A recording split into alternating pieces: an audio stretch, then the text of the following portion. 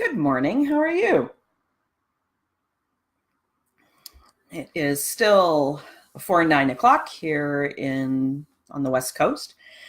Today, I wanted to talk a little bit about my morning routine. And I started sort of pulling together in a little list all of the things that I do in the morning. And I hadn't realized that there was quite a few things to it. I thought, you know what? People are always saying, so you get up really early in the morning. What do you do in that time? And I thought better to share what I do. And then you can take what I do, and maybe there's some things in there that are really good for you. And then you can take them and spin off on them and use them for your own. Um, there are a few things that are fixed that I do every single morning, and that is weekdays and weekends. And then there's other things that sort of come and go. And so I'll talk to you about what I'm doing these days, and maybe another time once I've shifted a little bit, I'll do another one of these videos. But if the day starts, it always starts early for me. It doesn't matter what time of the year it is. I don't have a day job that I have to go to anymore, and it seems to make no difference. I used to do this really early in the morning because I had to start work early, and then it became a habit, and I really like this quiet time of the day. So my alarm goes off somewhere 5:10, 5:15. Lots of times I wake up just before the alarm, which is a good sign. It means that I've had enough sleep. And I might lay in bed for a couple of minutes and then finally get up. I put my coffee on the night before, so it's already perked by the time I get out of bed and, brush my teeth and do all my bio stuff. And then before I start with coffee, I always have one very, very large glass of room temperature water.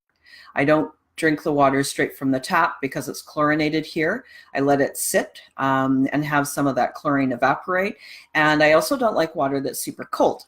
So I'm just giving you guys all the weird and wonderful details of my life and my preferences. I like that room temperature water, and it is at the end of a long night's sleep. My body's dehydrated, and that water really helps to just start the day on the right foot. I'm super conscious about drinking a lot of water during the day, and that is one of the ways that I kind of start the train of drinking enough water in the day. So I start with a big glass of water. I always wear my fuzzy pajamas, and I've got a fuzzy house coat regardless of what time of the year it is. And then I get a cup of coffee and I go outside to my she shed. Now, sometimes I have my dog with me and sometimes I don't, and sometimes she arrives partway between, but it doesn't matter. So I always go out to my she shed. I put on my little red wood clogs and I go out. In the wintertime, I wear the clogs. In the summertime or the springtime or the fall, anytime I can, I go barefoot. I love to walk on the grass with my bare feet, and first thing in the morning with that morning dew is just really something that is just great, and I love to do. I can't describe why I love it, I just do. In my she shed, I do a couple of different things. I'll often start with, I've got this custom blended aromatherapy essence spray that I spray just to sort of clear the air and clear the space. Because I also work in my shed, I get a lot of sort of mental energy and emotional energy sort of gathered up in the day, and this sort of helps to clear it. This particular one is a custom blend that I got at Essence, and it has geranium oil, clary sage, orange, and rosemary. So some really great confidence, happy boosters and mental boosters as well. So I spray that around. It's just in a base of distilled water, I believe. And then I have a couple of comfy chairs, and I sit in one of those comfy chairs. And no matter what I do is I always start the day with a meditation. And it doesn't have to be a long meditation. Sometimes it's 10 minutes, sometimes it's 20 minutes, sometimes it's 30 minutes. And oftentimes I will use one of the Deepak Chopra 21-day meditation recordings. So if you haven't ever meditated, I would highly recommend that. They are a great place for you to start. And then occasionally, depending on how I feel about that particular series, I may buy one of the series. I usually like the extended versions because then I could meditate longer when I want to. So right now I am listening to the Energy of Attraction, the extended version. But I don't always listen to the preamble and the talk that he goes into and Oprah goes into. Sometimes I just go straight to the music and I just meditate on listening to my breath, feeling my breath. Sometimes I use the mantra that they recommend.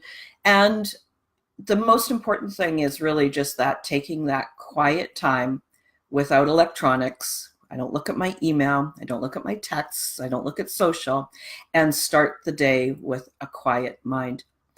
I spent years resisting meditating. Like, I was way too busy to meditate. It was too hard. There was no way I could sit still.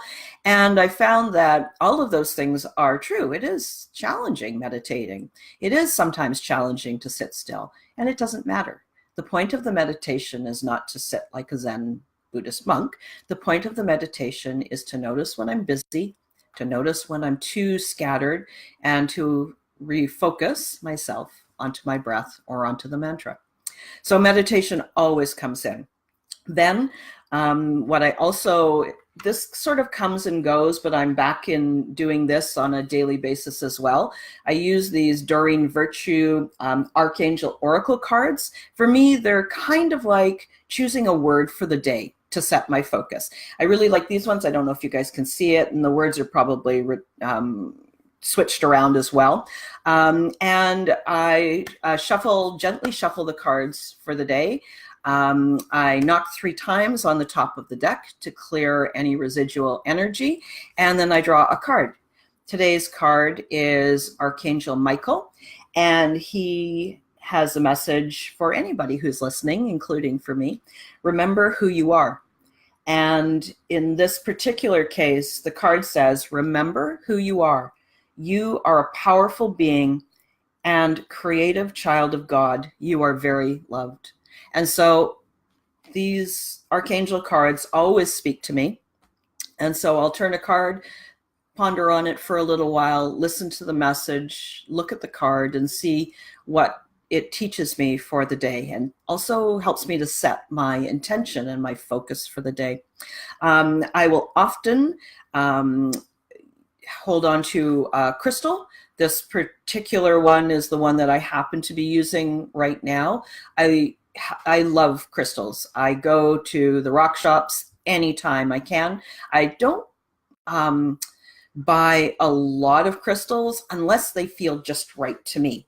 So once I buy the crystal, I clear it, and then whichever one happens to be my crystal of the day, I usually have that around me during my meditation too. What else do I do? And one of the reasons I wanted to share this with you guys is that I am a real numbers person. I'm a real science brain. I spent years working as a senior leader in corporate real estate management. I was an engineer. I do commercial real estate management. So lots of that real logical, hard and fast. There's the right and the wrong way to do it. But despite all of that, and that is a part of me, despite all of that, there is still the part of me that meditates and listens to my higher power and looks inward for guidance. Those two things are not mutually exclusive.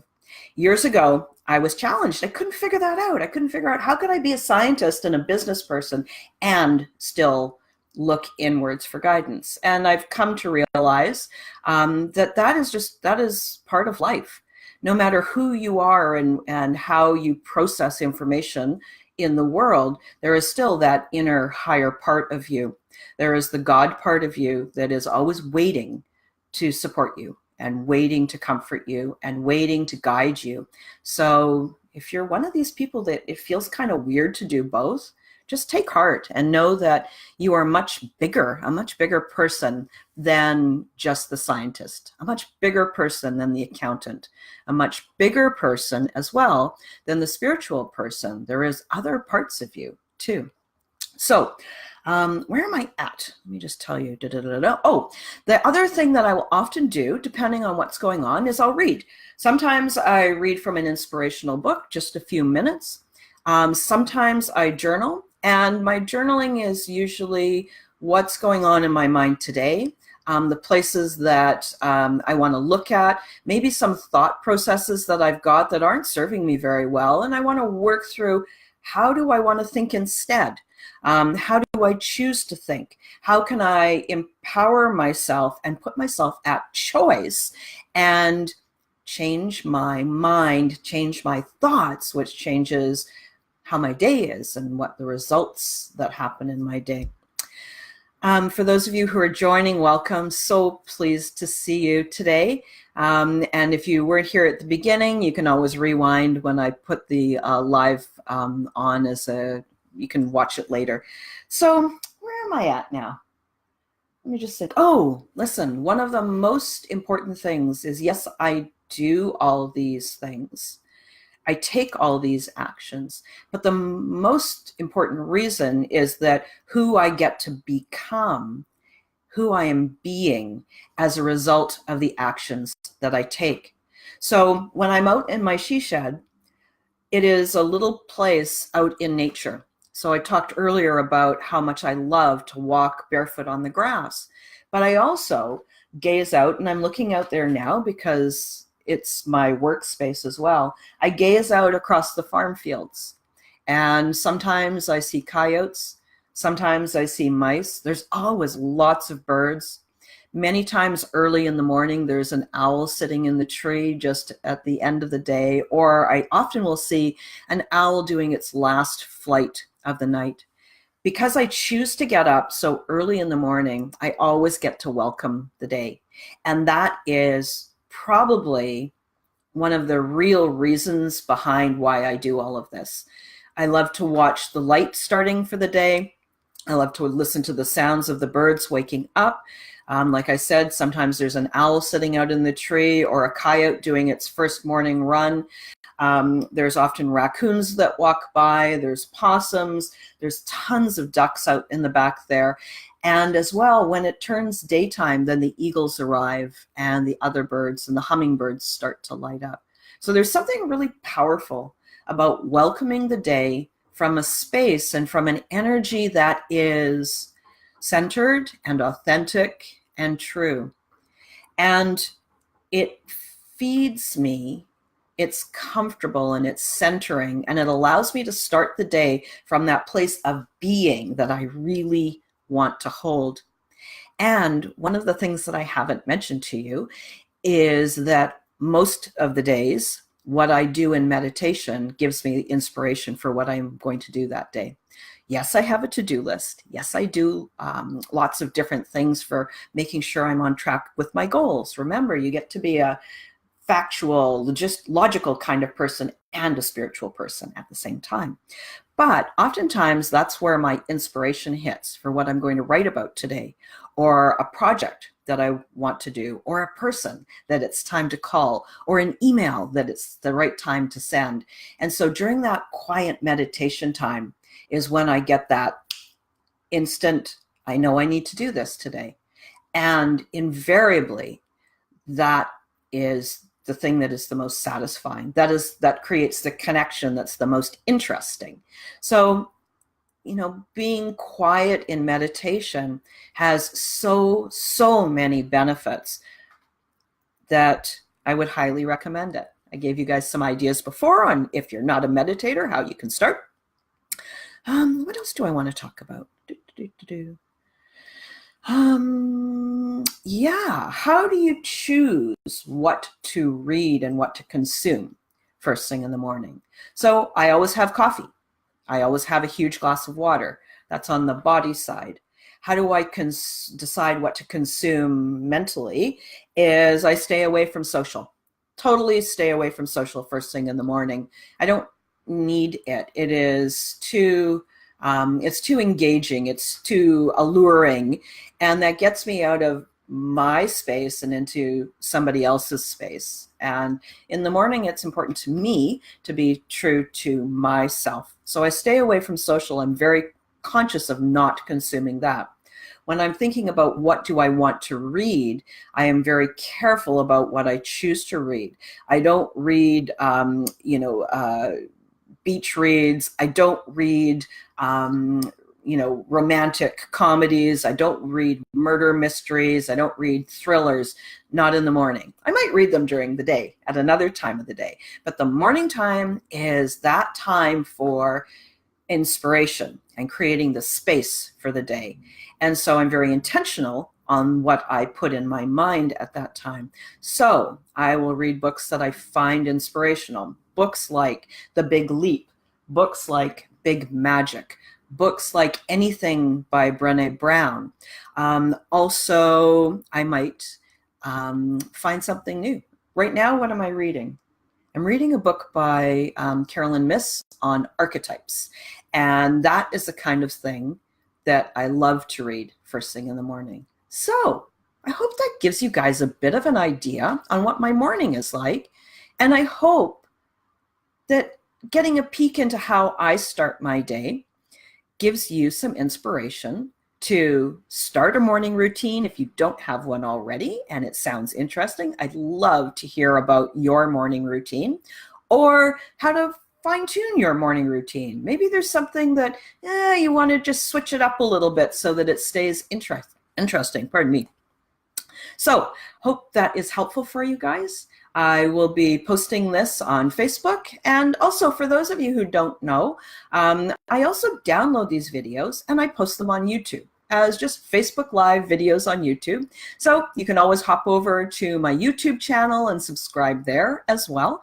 And I'm wishing you a wonderful, wonderful weekend. We'll talk to you soon. Bye-bye.